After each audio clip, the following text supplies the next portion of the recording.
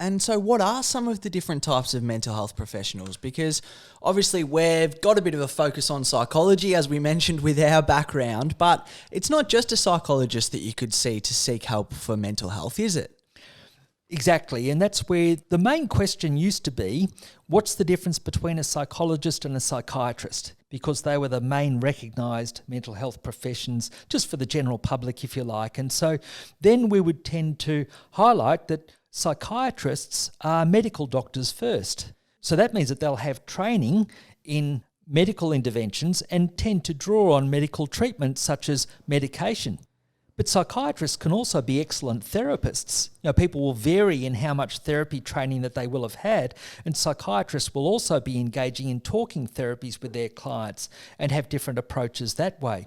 But certainly that's one of the main differences. Psychiatrists have medical training. Psychologists' training has a strong emphasis of all things on statistics and research methods, is a core aspect of all psychology courses, but also psychological strategies around things like changing habits. So looking at things like habits, thinking, and often with an emphasis on talking therapies that can help bring about change in thoughts, feelings and behaviour. So that's one of the main differences, that if someone looks for a review of medication, for example, you can't do better than seeing a psychiatrist. Whereas a psychologist generally does not have formal training in that area and certainly can't prescribe medication. But beyond that, there are also social workers who often have extensive training in understanding social systems, and they might have a particular background that helps with, for example, family therapy or relationship therapy or community-based approaches.